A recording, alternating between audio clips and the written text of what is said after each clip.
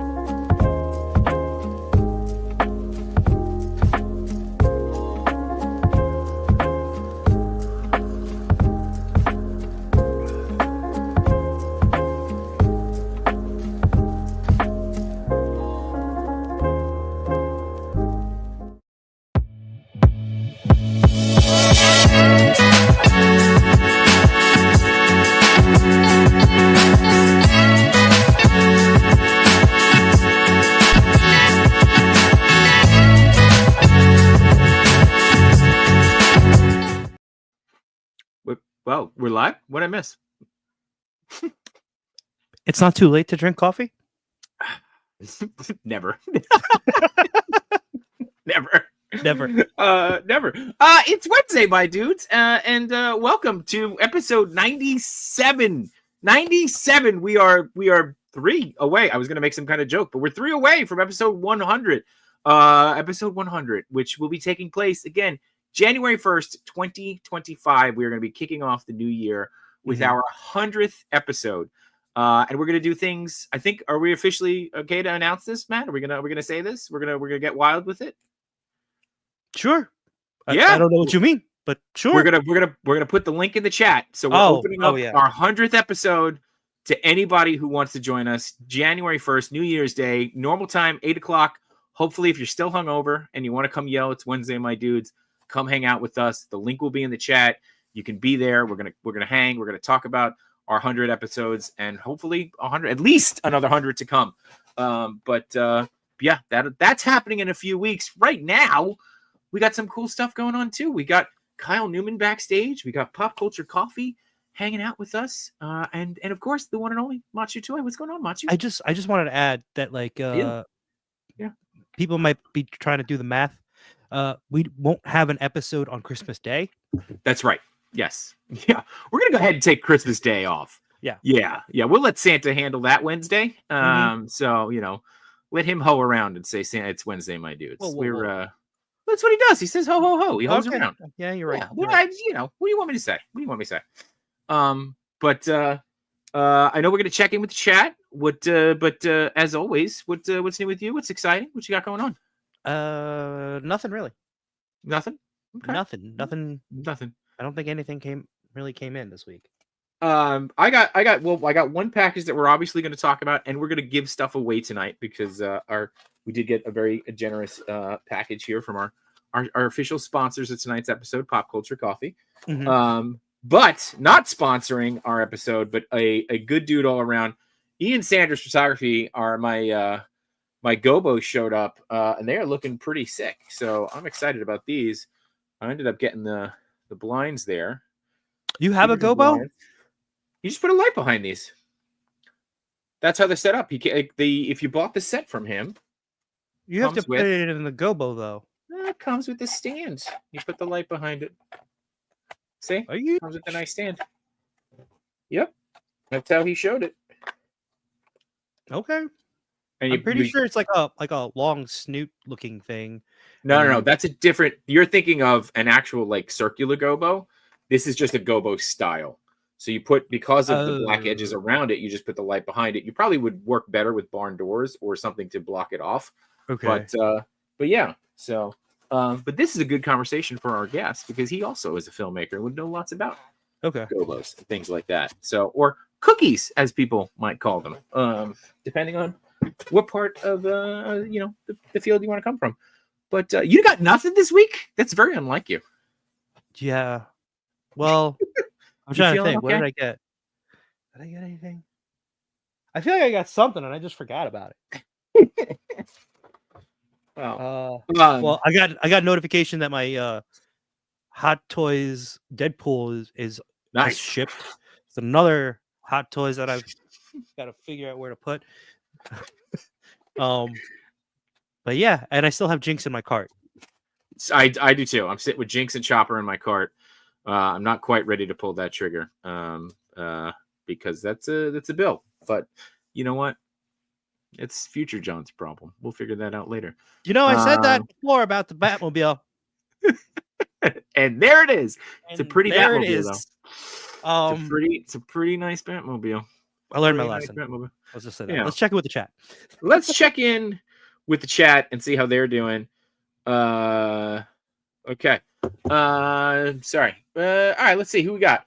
Steve Morrow saying, "Can I fanboy and one up my directing by directing my questions via the chat?" You absolutely can. And well played there. Well played, Steve, as always. Dom saying hello there. We got Josh Brown saying, "I hear it's Wednesday." You hear correctly. Paul Morales saying hello, everybody. We got no chewing in the house. Let's see who else we got. That was us. Chewy's booing us. Real saying, well, because we were late. He's saying boo or boo earned. They're always late. We got Toy Rensu saying, "Sup, nerds?" There it is. Captain McKay random saying, fresh coffee to start things up. Nothing like a good cup of coffee to start our things off. Happy Wednesday, everybody. Hi, Jay, Matthew, and Kyle from the Real Life Perspective Show. I believe Kyle said he was on there too a couple weeks ago. So always good to see a little crossover happening. Sexy J-Shot close-ups. Yeah, Leno called me Jay's hot for nothing. Dom, that's what happens. That's what happens. Only bean soup. It's the only soup I like. Darth Gutierrez is here. Gutierrez. Let's see. What else we got? We got Man Beast Boy is here. We got Berserk, who is first. Always. Who else we got? We got Yanni. Now that coffee-tainment. Ooh, I like that. That's good. That's good. And you go. Little doctor thing. Coffee can help me with my migraines. So there you go. Little benefits of coffee. But I think, here's Diggsfigs checking in last minute. What's up, dudes? Quick checkout to get a free Iron Man hot toy. What? You're giving away a free Iron Man hot toy, Diggs? Is that what's happening? Quick checkout to get a what? What are you talking about? I don't know. This sounds weird. Also, yeah, what do you got? We have a link for. Yes. You want to say? Yeah. That? Yeah, go ahead. You want to pin it, and I'll mention I'm gonna put it on. Yeah. All right. So, as you guys know, or if you don't know, Toying Around is doing his annual 24-hour stream to benefit St. Jude's Children's Hospital. And as always, if you were thinking about doing a super chat, which is never expected but always appreciated, guys, we ask that you please check the link that we're going to put here and direct all super chats to that link. That is going to go directly to Toying Around's Enablers 2024 stream, and that will go to benefit the children of St. Jude's Hospital. And also be sure to check out Kevin's stream and the Enablers stream. I don't want to, where everybody's going to be pulling the 24-hour shift. And if you're interested in maybe checking out the stream at 10 o'clock on Saturday night, maybe seeing a certain host doing a Family Feud skit, I don't know. Maybe we'll put that out there just for shirts and giggles there. But shirts and giggles. Yeah, I don't know. Shirts and goggles. Shirts and goggles. Yeah, dude, again, never expected, always appreciated. And if you do donate on behalf of watching this show, let us know so we could shout you out, because again, it's incredibly generous, and we appreciate every dollar that you guys put our way or anybody's way, especially in this time of the year. And this week, I think this week is Giving Tuesday or Giving Week, so it's always expected. And speaking of giving, we're going to be giving away some coffee, and I think it's time to be giving the floor to our guests, who we now have, Kyle Newman and Lucas Kendall checking in. What's going on, guys? How are you? Thanks for having us on. Oh, God. Yeah. Thanks for having us on. Thanks for coming on our show. Thanks for being here. Of course. You guys are awesome. Longtime X-Men fan, so yeah. I love it. Well, then you got to watch our X-Men exclusive show called Previously on X-Men. We have a lot of fun on that show. That's ridiculous. So I assume you guys loved X-Men 97. Yeah. Yes. Right. Yes. We're big X-Men 97 fans. Have you picked up this? it's not official, but it's unofficially our exclusive 2-pack. This was a 2-pack of the Sentinels that we snuck stickers into the back of everything. So, cool. We have them here. Yeah, see, that's the box art that they didn't want to put our faces on. I'm not sure why. It's weird. What's your favorite run? What's your favorite X-Men run? Oh, comic book wise? Ooh, yeah. I'm going to make a lot of people upset. I am a big fan of Age of Apocalypse. Yeah. Thanks for being on, Kyle. I like it. I mean, I love the Grant Morrison stuff too, which not everyone loves. The new X-Men, but I love it all. It's the best. X-Men rule. Can I answer this? Yeah, of course. Yeah. Well, for me, I would watch X-Men 87. That would be more for me. Okay, 87. So you want to go way back. When I was reading it, it was around X-Men 200, so it was the first John Romita Jr. run. And I remember discovering it, and I sort of knew who the characters were from Spider-Man and His Amazing Friends, but I was like 10 or 11 or whatever, and it was just so smart and like so sophisticated. I was just like, this is amazing. Yeah. And then I went backwards. So then my favorite run might be the John Byrne runs, and then the Paul Smith. Yep. Yeah. So it's all classic stuff for me because the character work was so good. Yeah. So, I mean, growing up, X-Men 97 was what introduced me to the X-Men. So getting to read something the like original. Right. The original run. Yes. Yeah. That's what I mean by, not X-Men 97. When it was released in, 92. That's true. Yeah, 92. So when we're getting to read something like Age of Apocalypse, which came out when I was reading comics and getting to read a whole series, that's why it stands out to me. But yeah, the art and stuff from what you guys are talking about, like the Romita, like, you can't beat that stuff. But my entry point is the cartoon, and then dove in from there. So, I mean, all right, pointed question. And, again, this is why I was asking. For me, my was, it was actually the pilot episode, the very first, like, what was it? Pride of the X-Men. Pride of the X-Men. Yeah. Yeah. And then they made the video games out of that. And then the animated series came out. My sister showed me the Pride of the X-Men, and I didn't know who the characters were at first. And like, I'm wondering why there's claws coming out of a guy that looks like Batman. Who's this guy that's shooting laser beams out of his goggles? So that was actually like my first-hand experience with the X-Men. And then I think comic book wise, the first ones that I read were like Age of Apocalypse, also because my sister was really big into collecting, but I also really liked the Claremont stuff. The Claremont stuff, yeah. It's worth mentioning that the stuff that I discovered in the early 80s, it was the Jim Shooter era, which is there's criticism, and that's a complicated topic, but he was very rigid about the fact that any comic book could be a kid's first comic book. That's very true. And they would drop you in the middle of these storylines, but he made sure these writers always took that time to say, and even though it was a little ridiculous if you'd been reading it a while, it's like, well, my powers can't allow me to touch her because then I'll absorb her psyche. So as a kid, if it's your first ever comic book, you go, oh, I guess that's what her power is. And so they were able to have these continuing stories that just seemed like to go on to infinity, but there was a clarity to it. And he was kind of maniacal about like making sure that the artists always drew the feet, so you knew they were standing.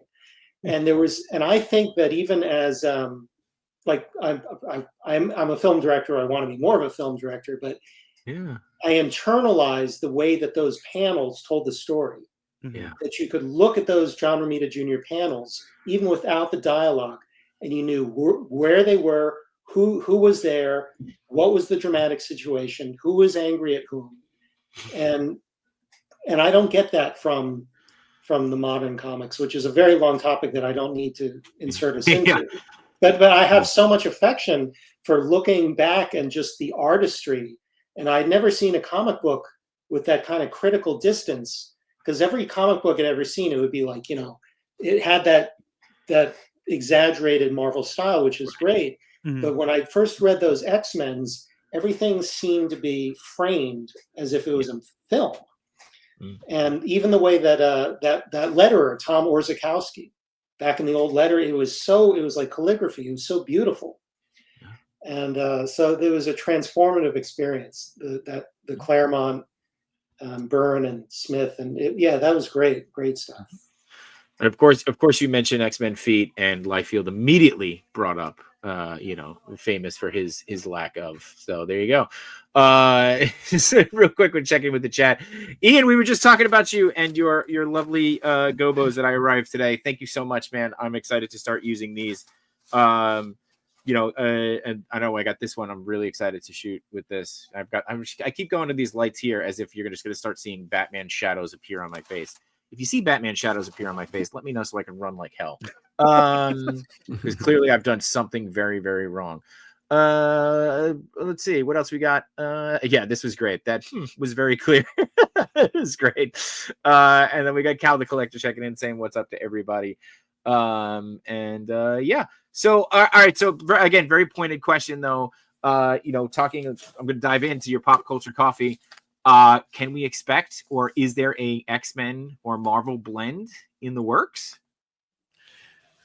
Well, that'd be trickier. There's some other people that do stuff with Disney. We're open to everything. As of now, there isn't any X-Men coffee that I know of. But you can never say no to anything. We're fans of all these things. So for us, if we can get involved in one of these stories and explore it and take it from, what's on the page or what's on the screen and bring it into your kitchen, that's exciting, So I think we did that.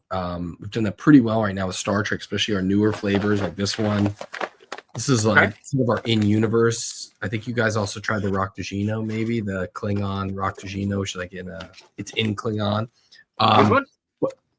Yes. Yeah. So when these are cool. Yeah. So I was watching a Deep Space Nine the other night, which I didn't watch at the time, and they say I'll have a Raktajino, and I was like, hey, that's our coffee. Yeah. There you go. Yeah, and it's Matt, you know what they're saying? I don't Star Trek. Okay. All right. Well, we'll just smile and nod. I can ask my sister. She watches.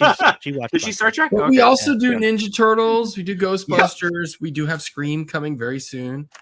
Scream! That could be fun. There is Living Dead out there, and we have some really exciting ones coming up. This is fun. So yeah, this is a fun one. I'm excited. Yeah. And that's the original piece of art. It's really cool. So Slimer's butt is on the back. Show them that butt. I didn't know that. I didn't look at that. I didn't look at the back. Yep.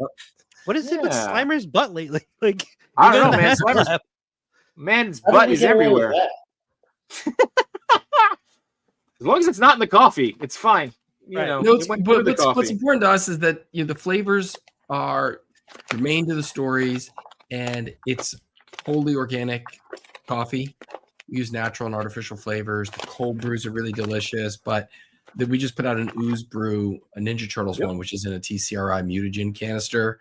Look at those. Those are our, those are Ninja Turtle cans in the 1989 Konami 4-player arcade style, which is cool. We don't get much product for that.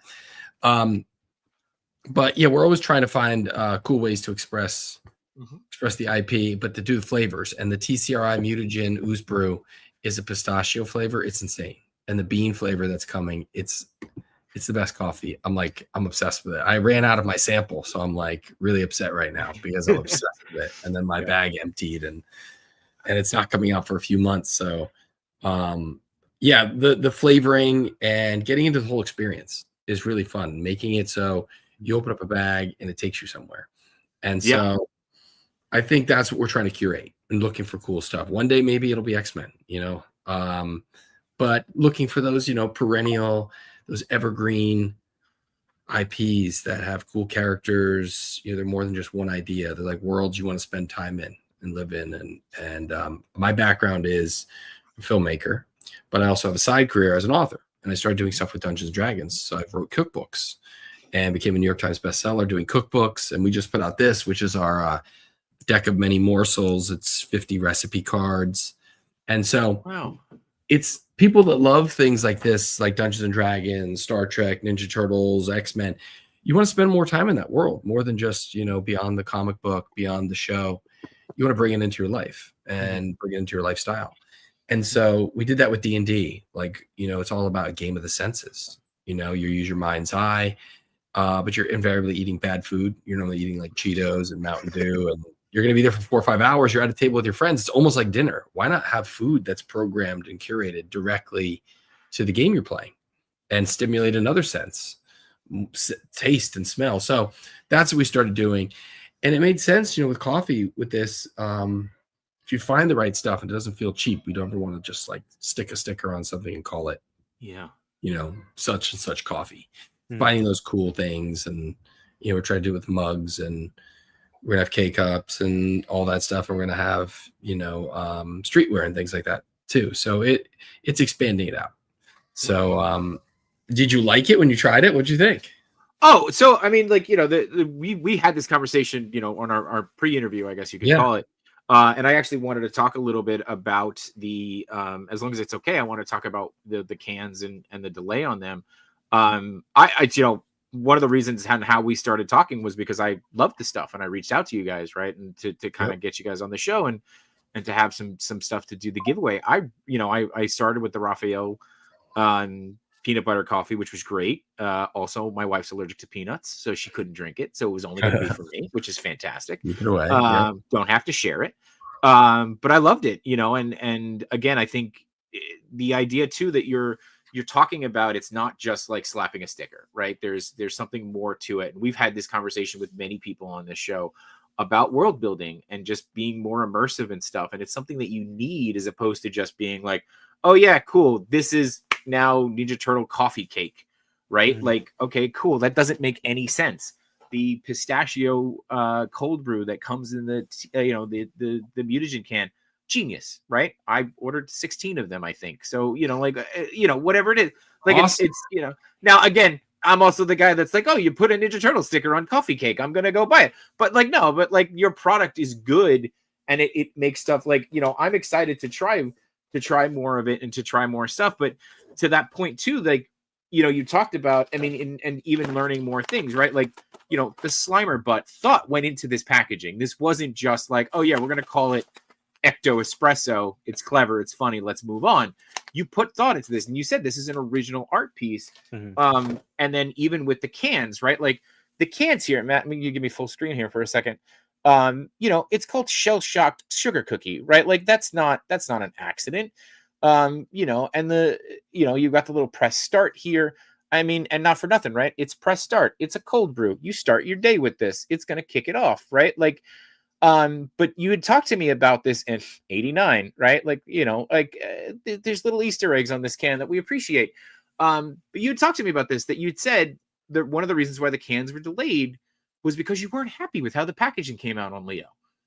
And yes, we had an issue, and it was unfortunate because we pre-ordered them and we were really excited, and they made the coffee. The coffee was amazing, but when they got to pass the pasteurization process and they put the coffee, the packaging started to, some of them bubbled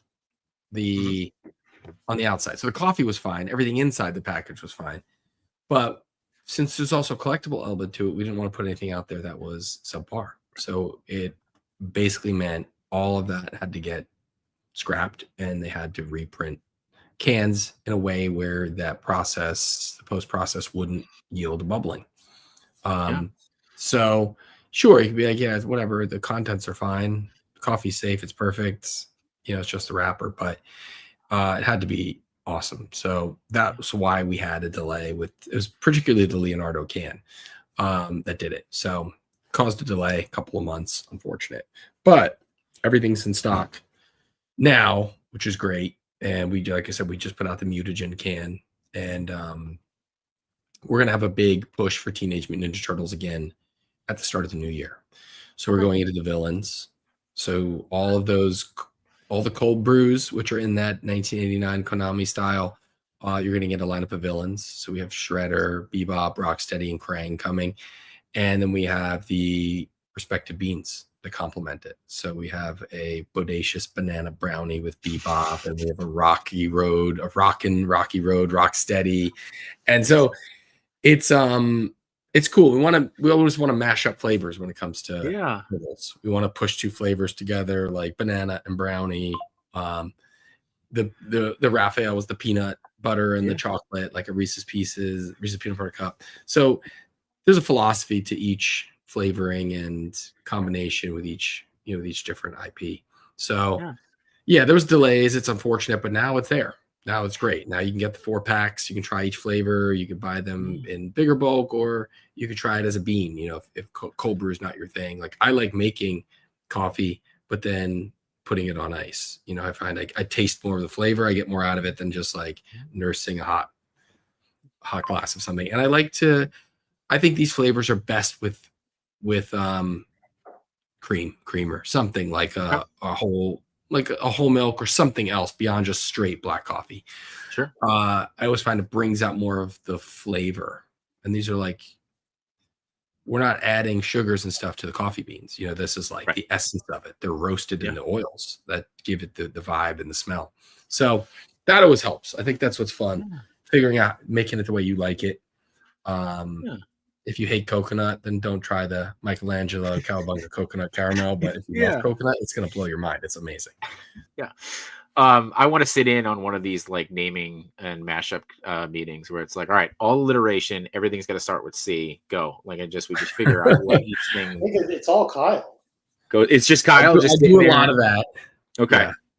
Just sitting around and everything. I do want to mention that our artist is named Jim Titus. He's very, very talented and hardworking. I had done some soundtrack albums with him. I used to do soundtrack CDs. I did a bunch of Star Trek CDs. I had a company called Film Score Monthly, and he was doing soundtrack albums for things I worked on. And so he did not do the Slimer art piece. That was done by a different artist, but he's done the logo and the overall look of the packaging. And we're very happy with it. Yeah. That's awesome. Beautiful.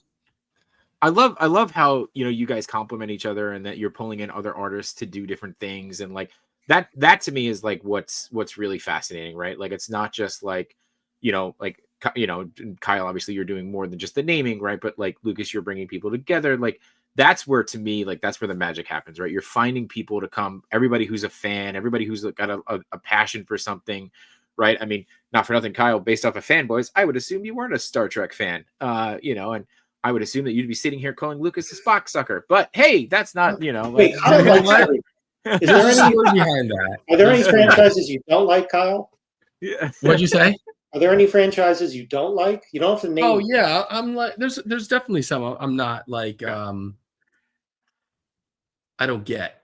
I might get them. I get why people like them. They're just not for me. Maybe I won't say them because maybe we'll have to find a way to translate them into coffee products. But you might have to sell them at some point. No, I'm a Star Trek fanatic. I'll tell you this. Like, I love Star Wars. Star Wars is my first and foremost. But I probably watch about 2 hours of Star Trek content a day. Shows, movies, whatever.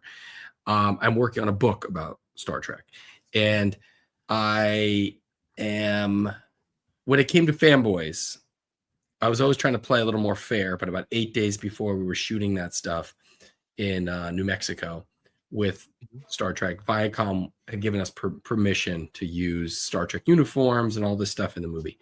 And then they pulled it, like, inexplicably, very late in the game. We're a low budget movie.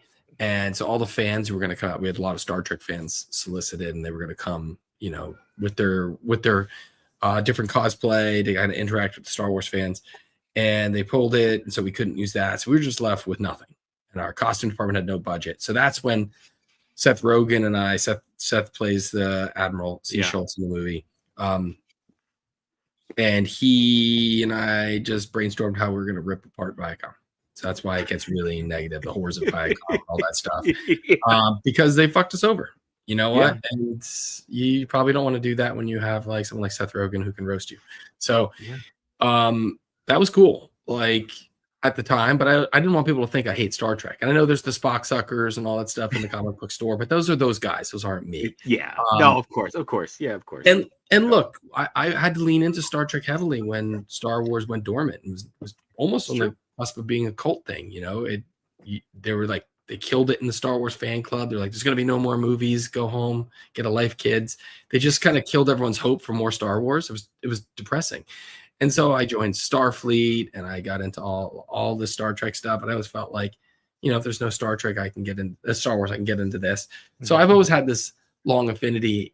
When I was directing William Shatner in the movie, he was like, "What's all this about rivalry?" You're like, what do you mean? And he's like, "You're making this up." And I'm like, "No, I'm not. What are you talking about?" And he didn't think there was a rivalry between Star Wars and Star Trek. Wow. And he's like, "Let's agree to disagree." I'm like, "Are you out of your mind?" There's a whole rivalry between these are the two biggest star franchises on Earth, and they don't all get along. And he just thought, it was all like fictitious. And I was like, "There's something to this." That was funny that he didn't have his finger on the pulse of that rivalry. And they're very different, and they can coexist. And I love them both. Yeah, I mean, look, and there's also this coming from New York, right? That's like the Yankees and the Mets. It's like only a rivalry that Star Wars and Star Trek fans can have. But if anybody else tries to jump in, like the two of them will turn against you, right? Like, are you Yankees or Mets? I'm a Yankees guy. Sorry, I've always been born and bred. So I grew up hating the Yankees. I'm from Jersey. Okay. And I like the Red Sox. I went to see the Red Sox play the Yankees. Vineyard, Listen, so I go to see the Red Sox play the Yankees. I think it was 1986, and we're waiting outside, and all the Yankees come out, and they're just jerks. The Red Sox came out after. I wasn't a Red Sox fan at the time. And then Wade Boggs and Roger Clemens, they stopped, and they were like signing and talking to us, and they were cool, and they were wearing fur coats and all this stuff. And I was like, these guys are awesome. And I was like 10 years old, and the Yankees were jerks. It was like all these guys who were like, Steve Howe and all these wife beater cokeheads. I was like, I don't like this team. So I was dreamed of a team that they were going to be the Red Mets or the Met Sox. They were going to be based in Groton, Connecticut, and they would just pool their best players. And they were just equally located between the two super teams. And their goal was to just take down the evil Yankees. Yeah. That didn't happen, but no, but Wade Boggs did come over and win a championship with us. So. And then he got on a horse. You're right. It is in soccer. I'm a big soccer fan. There's huge rivalries, and there are those things where people don't want to mess. You guys are like, you're not Star Trek guys, you like other stuff. So everybody's got their thing, and then you feel like you have to draw a line in the sand. Yeah. In your fandom.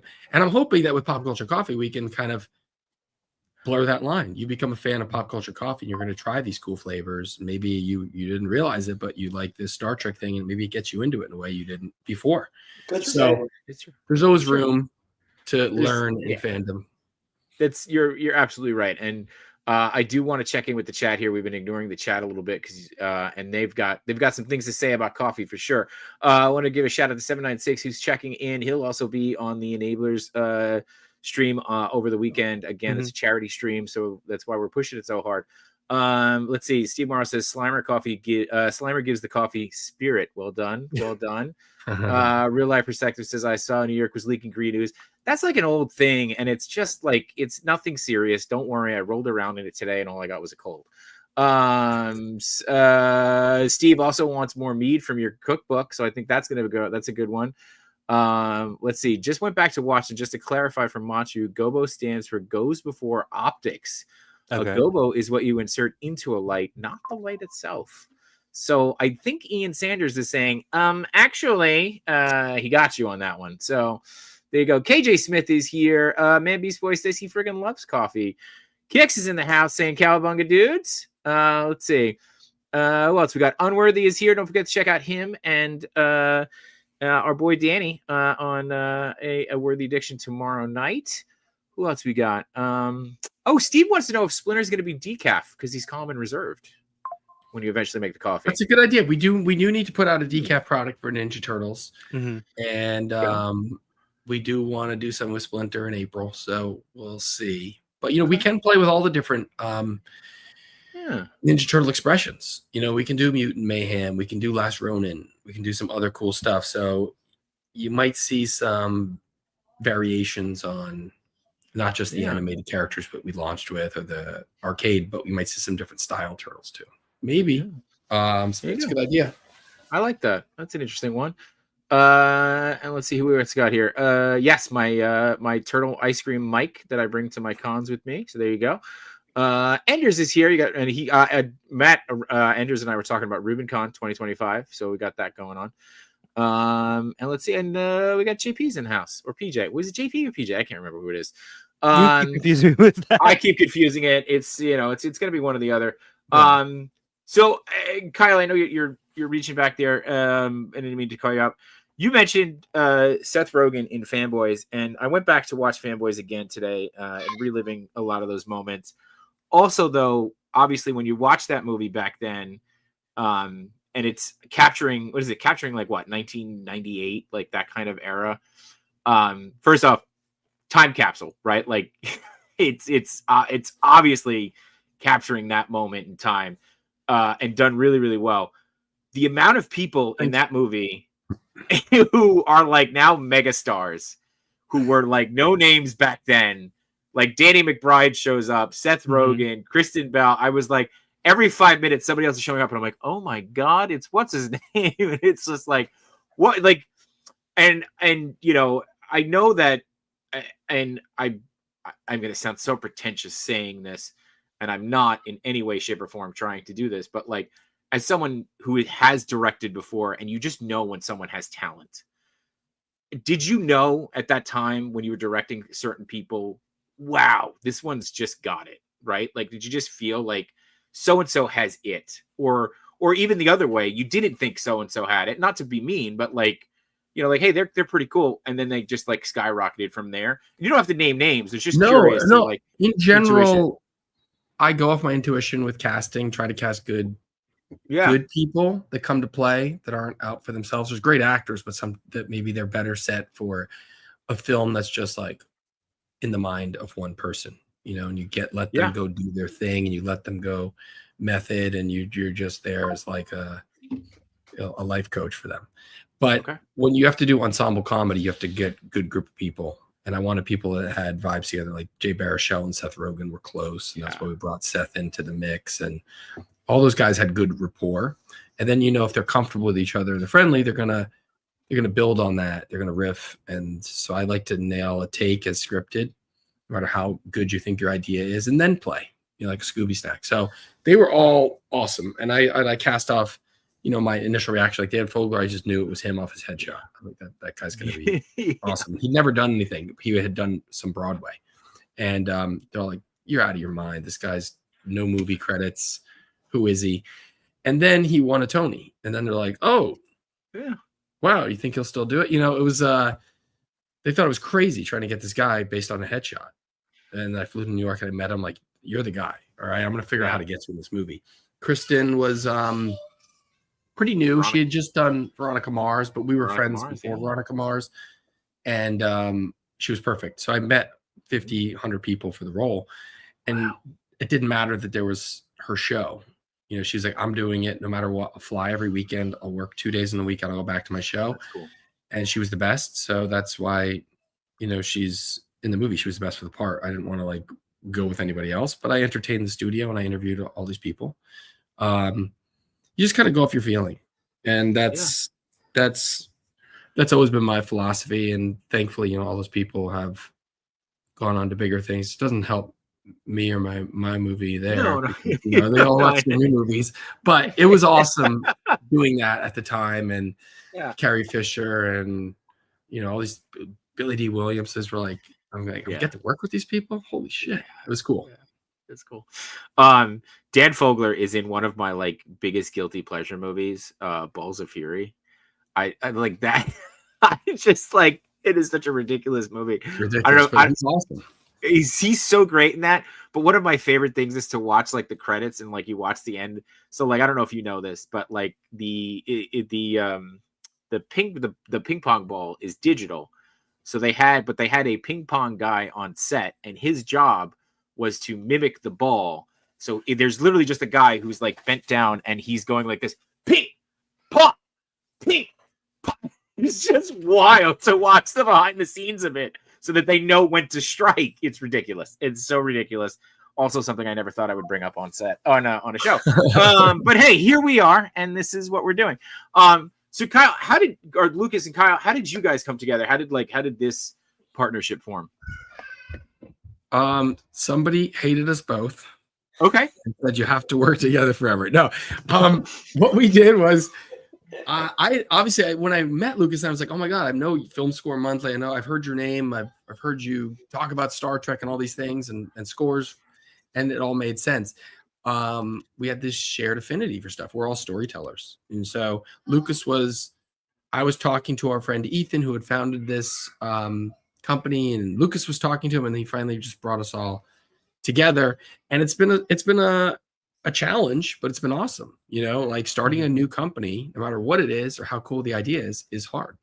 And you have to roll your sleeves up every day and keep plugging away at it and figuring out how to grow. And so it's a challenging thing. None of us had done food before.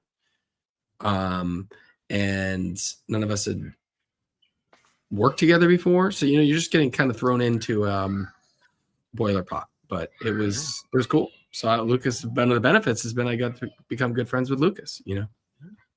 We talk a lot.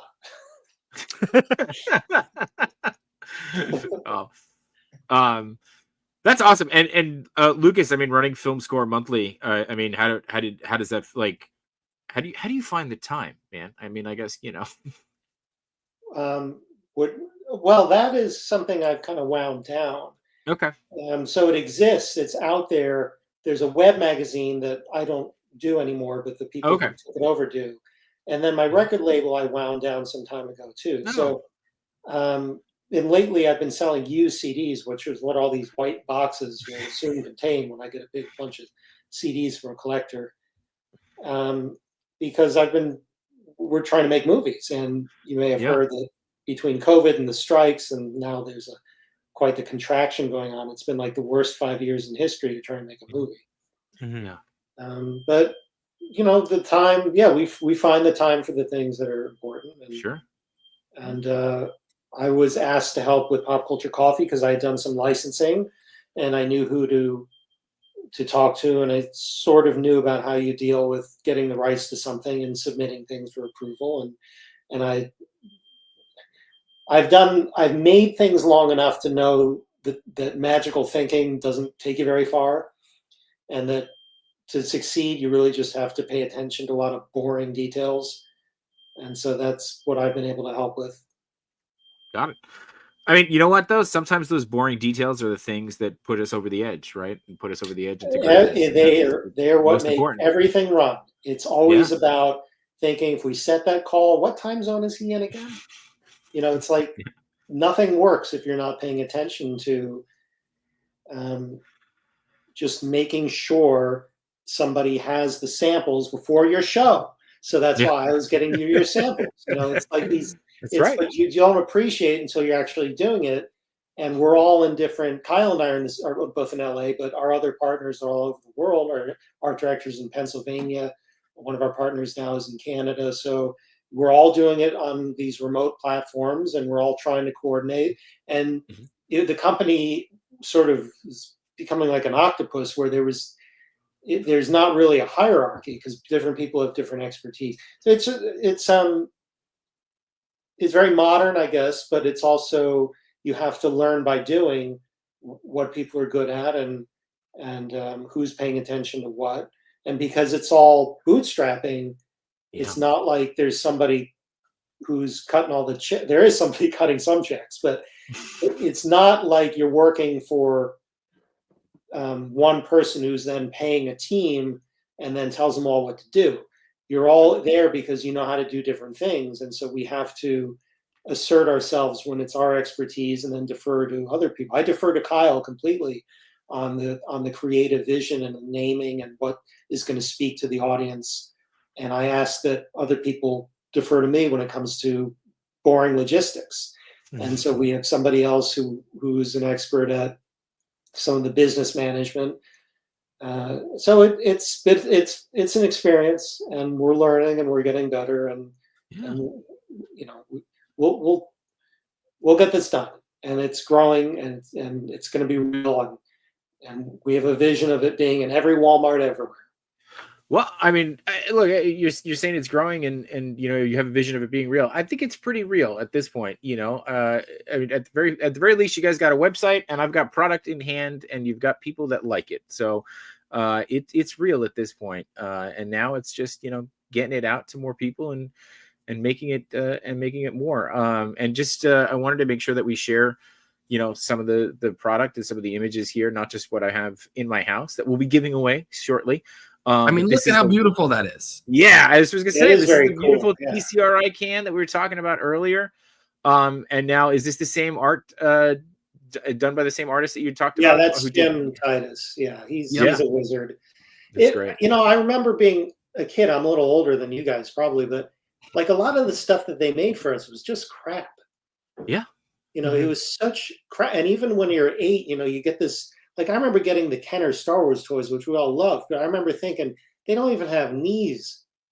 What the hell, man? They don't even have elbows. How are these guys supposed to? It's like, how stupid do you think I am? So now that we're grown up, the Ewok playset and recycled it for Robin Hood, you know, right?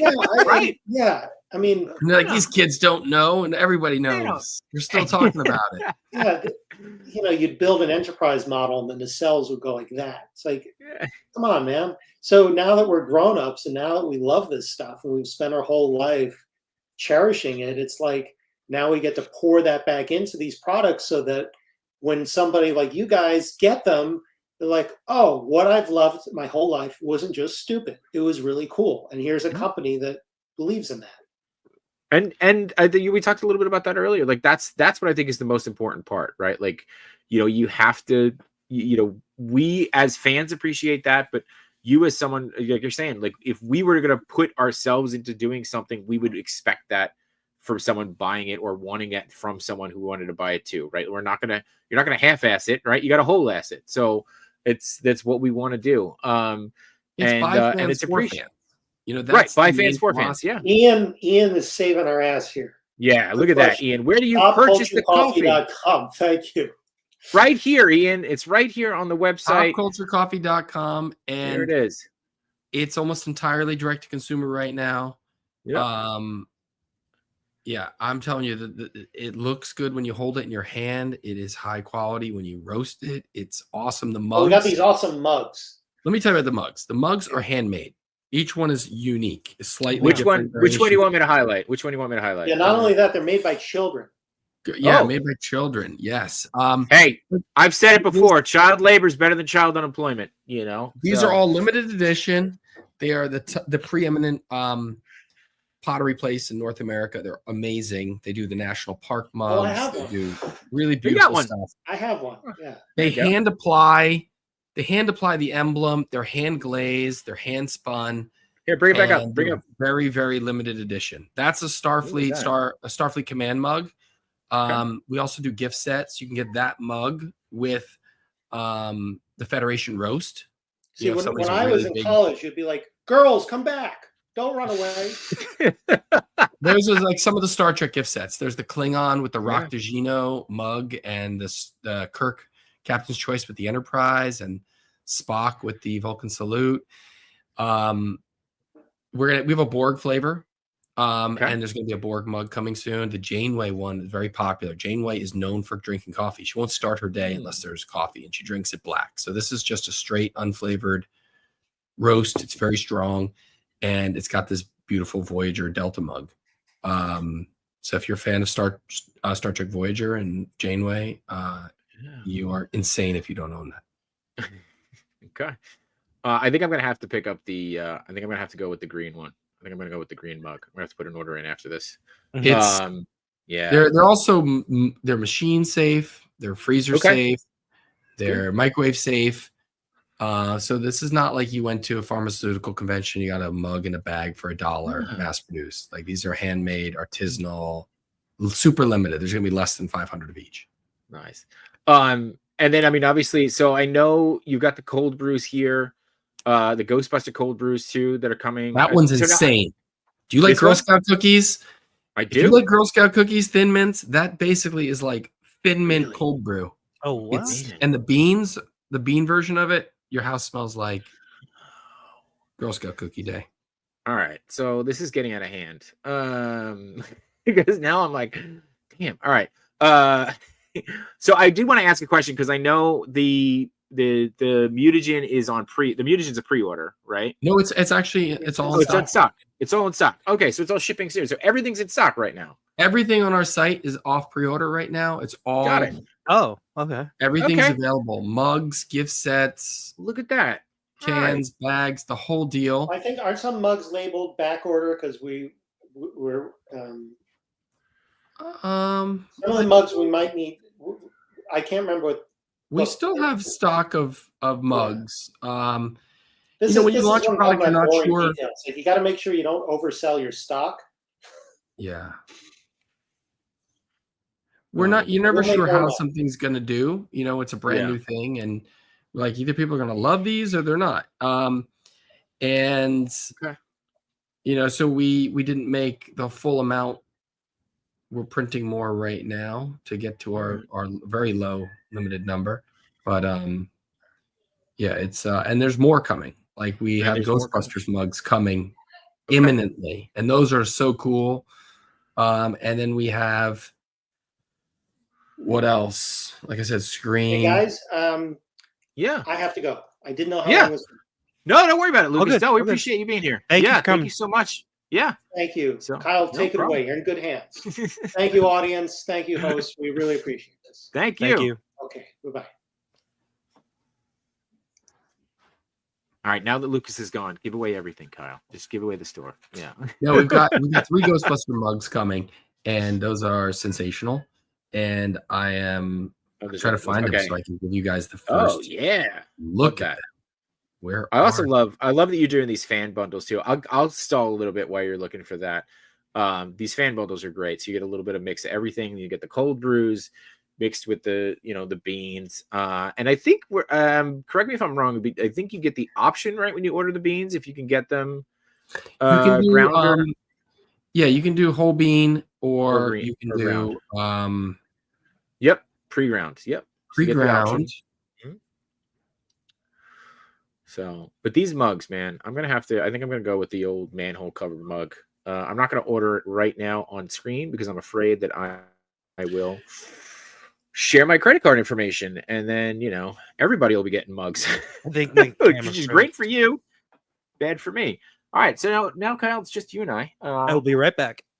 Yep. We'll be here. That's just how these things work. But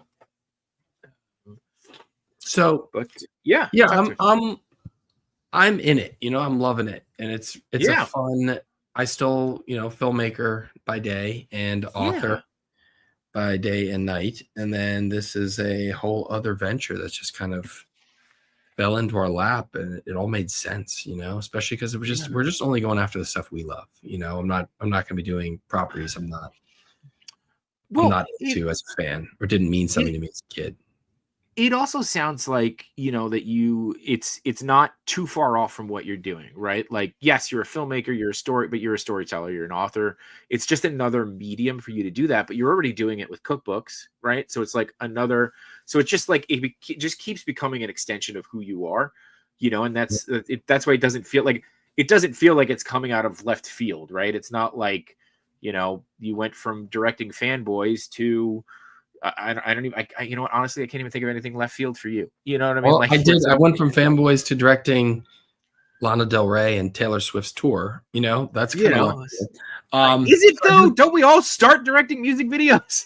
Did a little bit of that, and then then got into became a D&D historian. I have this book coming out. This is our Art and Arcana book, which was nominated for a Hugo, but we just put out the 50th anniversary edition, which is with all new stuff, extra gatefolds, and a brand new cover.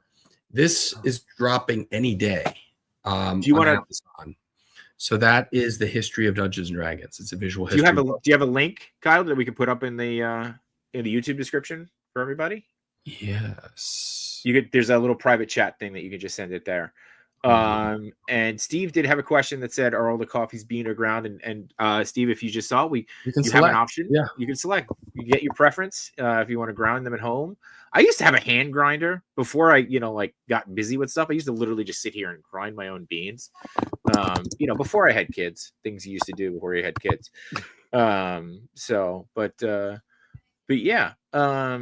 And then I'm going to pull up the giveaway tool here because we need to give some stuff away.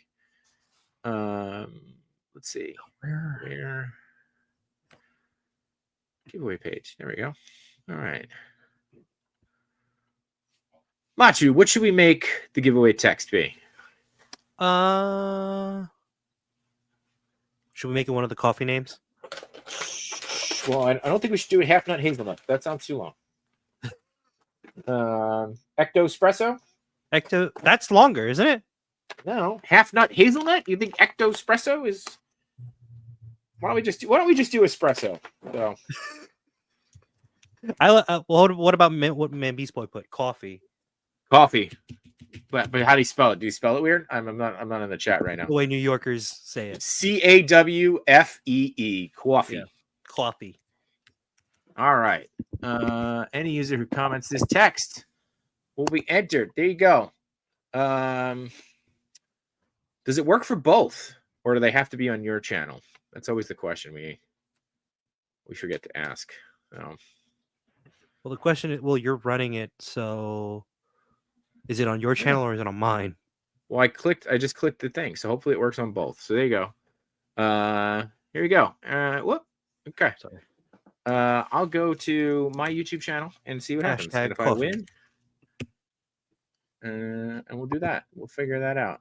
It's all a learning experience. Wait. Do we need? I just gave you the link, so that's still the old book, but any day that's switching to this new red book. That's the 2018 version. The new version that's going to be coming on Amazon is the red 50th. So okay, any day it should switch from that to this brand new version, because it's the same book. It's just revised, so they don't give it a whole new SKU and everything. They just sold through their back stock, and now they're putting out the updated version. Cool. All right, so we'll make sure. All right, so I've just put in the hashtag coffee. Looks like it works. So as long as you put in hashtag coffee, you will be entered into the drawing. Hopefully I don't win, because then I got to send it to myself. Diggs Figs, just go back and enter hashtag coffee. We just changed it up there. That's why I said wait. Like, you forget the hashtag. Yep, I forgot the hashtag. I can only do so much. And then you said, I'm sorry. So Kyle, you said we're gonna put this into the post here, but you said that this is gonna update. The new book is gonna be out in a couple days, correct? Yeah, it should be the only one they're sending people, but I don't know why it still has the 2018 cover. But that is what we've got out now. Got it. All right. And Kyle, I'm gonna leave it up to you, because you sent us this. Do we want to do? How do you want to do this? Do we want to give sample pack of all four? Do you want to do a turtle giveaway? You want to do an Ecto and a Klingon giveaway here, or do you want to do one? What should we do? What do you think's better to do? I don't know. We don't have any cons coming up, so I can't give anything away at a con. So I don't know how we want to. This is a one and done thing, or what we want to. There is that toy show on Sunday. Oh, there is a toy show on Sunday. So let's I don't know. You know what? Why don't we give away the Ecto Espresso, since in honor of our friends at Hasbro, who just closed on the HasLab. So cool. We'll do that. And then we do have a toy show on Sunday that if you find Matt and I at Toy Show on Sunday and you yell hashtag coffee at us just like that, we'll give you the butterscotch flavored dark roast. What was this one? Say this one again for me. Rock Tagino. A rock Tagino. You know what? Say that to us. But it's, yeah. Say that to us and you'll get it. If you see us there. And then we'll do the turtle as a giveaway in a couple weeks. And we'll be good. And then we'll be hitting you up for some more stuff after we apparently order the whole store, because now we're all going to be living off of these things, which is exactly what we want. So awesome, man. What else? And Kyle, I'm gonna put you on the spot right here, because I know that you've in doing my research, my homework, there's a lot of things that you've directed. There's a lot of different things, and a lot of it has to do with fandom. But like you mentioned, you've done music videos. You've been producer on a lot of different titles. What's been your favorite thing to be involved with? And don't say pop culture coffee, because that's a cop out. No. Favorite thing to be involved with. Yeah.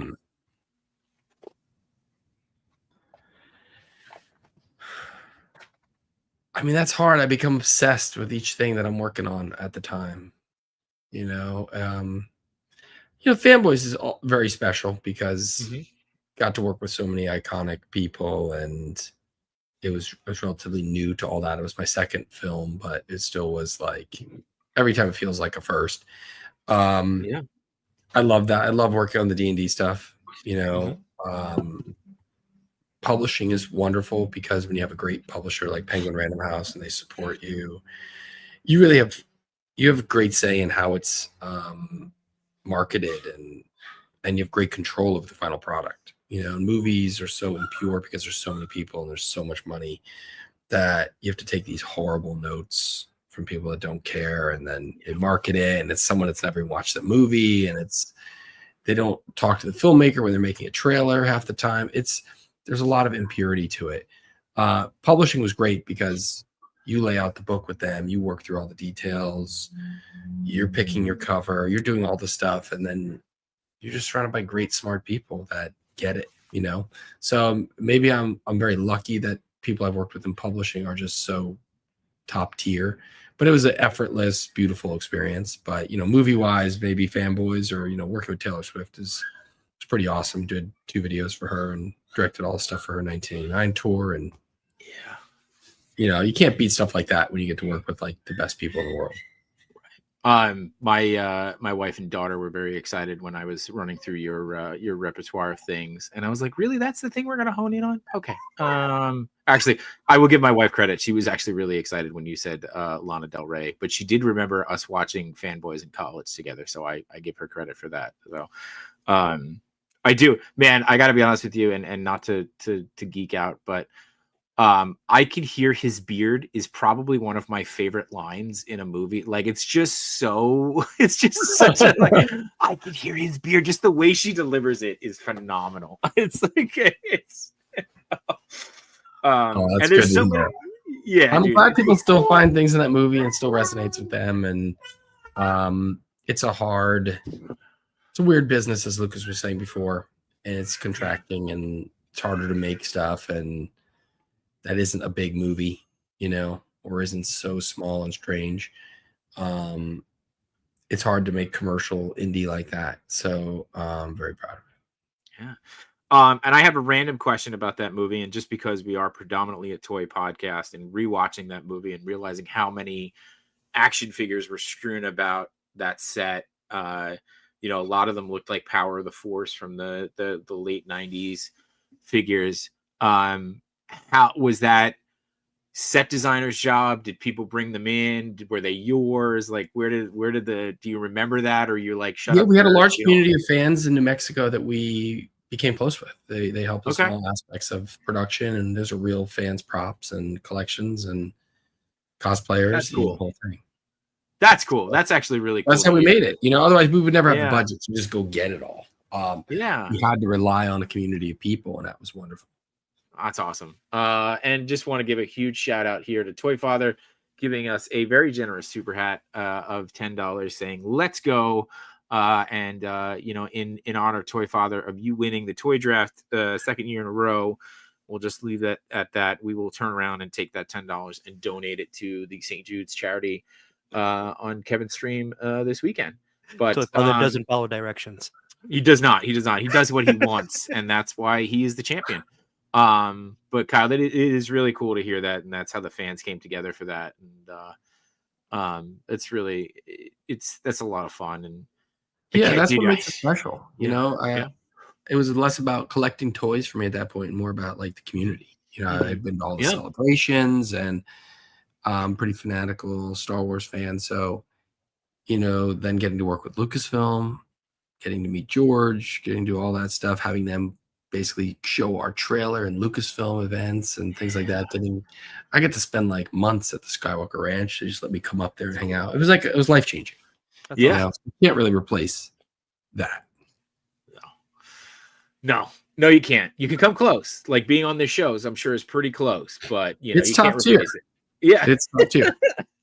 It's S tier, as the kids would say. Plasty is in the chat saying buenos noches. We got Toying Around saying hello there as well. And I think we're going to give it a few more seconds here. Make sure if you haven't entered, say hashtag coffee, spelled CAWFEE. And then we're going to go ahead and do a giveaway for the Pop Culture Coffee Ecto Espresso And don't forget too, if you're going to be at the toy show this weekend, you will see us. We will be giving you, I keep wanting to call it the Ragnarok, but that is not right. Racconcino. I think I got it right there. Roctagino. Roctagino. All right. I'll have it right by the next time. So make sure you come find us for that. But Matt, what do you think? Should we call it? Should we hit the button? All right.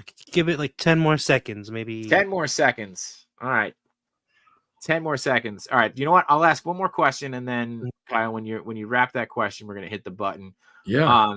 This is always a good question I like to ask, because I don't like to ask what was your least favorite project. I like to ask, what project that you worked on did you learn the most from? I know that like everyone has its own challenge in itself, but what one would you say, you really like walked away from it and went, okay, I am better now for having worked on this project? Well, I'd say it was probably my first film, The Hollow. I got hired 4 days into production. I'd never directed a feature before. And the director had quit. My friends were making it. I didn't read the script. I showed up on set. The same day they asked me. An hour later, they drove me to set. I didn't know anybody in the movie. I didn't know any crew. I hadn't read the script. And I just had to start directing. And you can't learn more than that. And then you learn about politics. It's not about how hard it is to make a movie. It's how hard it is to navigate people and actors and budgets and schedules. And, it was all exterior night shoot shot during basically summer solstice with the least amount of light. It was so ill planned in every possible way. And then I had to like inherit these problems and deal with it. And then I realized, that's what mostly my career is no one brings you the best perfect script. Either you generate yourself or you inherit like an alcoholic script that you have to take care of. You need to sponsor it. You need to be its coach. You need to keep it off the, on the right track. And there's all these bad people in its life. And you have to deal with all those bad producers that were already attached to it. And so you have to learn how to navigate a problem. It's not a pure art form. It's not like you set up a canvas and you paint. And that's my background. I can do that. I chose probably the hardest thing, which is, painting with 150 people, 200 person pushing a paintbrush around. You have to get them all to agree, do the thing you want, and bring out the best in them. And hopefully you get a better painting than if you'd just done it yourself. That's the challenge of filmmaking. So I learned a lot on that first one. And the last movie too, like I made that during One Up. I was doing about 50 setups a day. We had 1,200 visual effects shots on a $3.9 million budget. It was crazy. But after that, I was like, you know what? I can do anything. I learned a lot about myself being thrown into that in the middle of a pandemic, and having to deal with just like logistical nightmare after nightmare, and going, you know what? I am meant to be doing what I'm doing here. Like I can deal with any problem anyone throws at me. So yeah, every time you're right. Every time it's different, but those two are pretty particularly formative. Those stand out. Okay. Yeah. It's, I mean, first off, what you described as your first movie there, it's like that was literally trial by fire. There's no other way to describe it, I guess, in that one. But wow, man, that's a really good way. Trying to get 50 people to push a paintbrush together. That's a really good way to put it together. I like that. Yeah, they want to go a different direction. Use a different color. I love it. I'm gonna translate that to the corporate world that I work in now. And really quickly. Actually, you know what? I'm gonna wait. I'm gonna save this one for after this. So we're gonna hit the button here. So last chance to enter #CAWFEE for the Slimer, the pop culture coffee Slimer Ecto Espresso. As Steve Morrow says, this coffee has spirit. And here we go. Drum roll.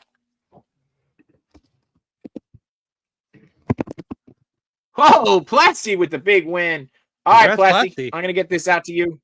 Congratulations, my friend. Hit me in the DM. I think I have your address, but hit me in the DM again just so I can have it. Congratulations, dude. You're going to love it. If it's anything like the coffees I've already tried, you're going to enjoy it. So on its way to you now. All right. So real quick, because we're about to hit time here, but I want to ask this question because you did a movie called Barely Lethal with Haley Steinfeld and the man, the myth, the legend himself, Samuel L. Jackson. Yeah. And we've heard the stories that he's a sweetheart on set, and I just need confirmation of that. And what your experience was working with him. He was amazing, intense. The first 2 hours, you're like, oh my God, Sam Jackson. After that, we had tremendous rapport. He and I got along so well. He gave me a free day of work. He gave up going to play golf with President Obama to work with me for an extra day. I can't say enough nice things about Sam Jackson. That's perfect amazing. Professional. That's amazing. Knew his lines, came to play, great with everybody on set. Kids were in the movie. He was amazing. He's exactly who you imagine him being. Love hearing that. And he's Mace Windu. Yeah, and he's Mace Windu. I mean, are we going to get a Mace Windu series? I'd love for that. Let's I think he's pushing for it, right? He believes that Mace isn't dead. I put that idea in his head. I said, "You're not dead. What are you talking about?" He's like, explain this to me. And I was like, "No, you lost your hand. Darth Maul got cut in half. You're still alive. All you did was fall out of the building. You're like a cat. You could land that." And then he was like, "You know what? Yeah, I'm going to play me." So I think I put the idea in his head that he should do more with Mace. If when Disney greenlights that series, we only have you to thank, and I think they should let you direct it. So I hope so. Get Favreau on the phone. We got notes. Get Favreau on the phone. We got notes. All right. Mm-hmm. Kyle, anything else we should know? Anything else you want to tease? I think you and Lucas have given us a tremendous amount of time, and we appreciate you guys so much. Great, thank you. Like I said, the books, Heroes Feast, the cookbooks, Art and Arcana, and Lore and Legends are my D&D history books. And holiday time. I produced the Star Wars. It's called A Disturbance in the Force. It's about the making of the Star Wars holiday special. If you have not seen this, you have to watch it. It's an awesome documentary. Kevin Smith's in it, Patton Oswalt, Seth Green, Taron Killam, Weird Al. It's absolutely hilarious, entertaining. It's the best way to watch the Star Wars holiday special. I guarantee you're going to enjoy it if you like Star Wars. It's holiday time. You got to watch this one. Fantastic. Yes, definitely. All right. Okay, we're gonna have to check. Where's it on? What's it on? Is it on Disney or? It's on everything. Amazon, Apple, Vudu, the whole thing. You can rent it. Vice has it for distribution right now, so they air it. It might be on a few times a year, but it's it's rentable, downloadable everywhere. Awesome. A Disturbance in the Forest. Disturbance in the Forest. KJ Spitz says he had a great time on set. So there you go.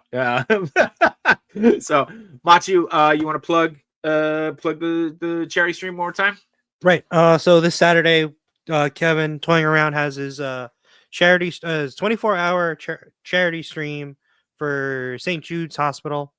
There will be a bunch of prizes. I think prizes start at like $10 donations, and I think some surprise prizes will be unlocked. Yeah. Awesome. So, all right. And yeah. And as mentioned earlier in the show, we're coming up on 100 episodes. So check us out. January 1st, 2025. 100 episodes. Incredible journey. An incredible guest. Kyle, thank you so much. I know you got to go. And whether you're congrats on almost 100, guys. Thank you. I appreciate that. Thanks again for having us on. Thanks again for talking about the coffee and sharing your affection for it. We love it. It's awesome, guys. Try it. popculturecoffee.com. Yeah, there you go. Pop Culture Coffee. And again, whether you, Kyle, I know you got to run. I don't want to hold you, man. So we're just going to do our little wrap up. But thank you so much for being here. Thank you all. We'll talk soon. Happy holidays, everybody. Happy holidays. Bye. Cool. So and then charity stream Saturday and Sunday. You'll be on it. I'll be on it. Maybe. I don't know. I don't even know at this point what it is. But and also we'll continue our little plug here. Come find us. We'll give away the. We'll have to find a time to sneak away from the marathon stream. Oh yeah, it's on Saturday or Sunday. Sunday. The coffee. Sunday. Well, what time is this stream over? 9 p.m. Oh, at 9 p.m. Oh well, we'll just hop on the stream from the car. I'll drive. I'm supposed to be doing a build thing with Mike and Mario at 9 a.m. At 9 a.m. So what time? I think whatever the next block is, I think it's at 12 or 11. All right, so we'll go at 12. So yeah, hopefully it doesn't end at like 2. Yeah. But just look for us there. We'll be there. I'll have coffee to give away. Ragnachino, Ragnarok at some Woodbridge Toy Show. Woodbridge Toy Show. We'll plug the Woodbridge Toy Show. And Steve Morrow. Just go mobile. You'll be fine. We'll do it that way. But yeah, and again, coming up on 100 episodes. January 1st, 2025. We're opening it up to everybody who's going to be on the stream. Come spend the holidays with us. Why not? Dom says, what toy show? Woodbridge Toy Show, Dom. Pay attention. We're trying to keep up. And as always, whether you're watching live or you're on the chat, or you're watching live or you're part of the replay gang, we appreciate the hell out of you guys. We wouldn't be coming up on 100 episodes without you. We would just, otherwise we'd just be getting out here and talking to ourselves, and that's weird. So thank you guys so much for being here. It means the world to us. It means the world to me. I'm sure it means the world to Matsu. Thanks for putting up with these weird people that we bring on sometimes too. Kyle and Lucas were great, and we thank you so much for being here. And that's Plasty. Enjoy your Slimer butt, and let's get out of here. Go make some content. Go be proud of yourselves. Matsu, cue that outro, man. Let's go home. Peace. Hendrix.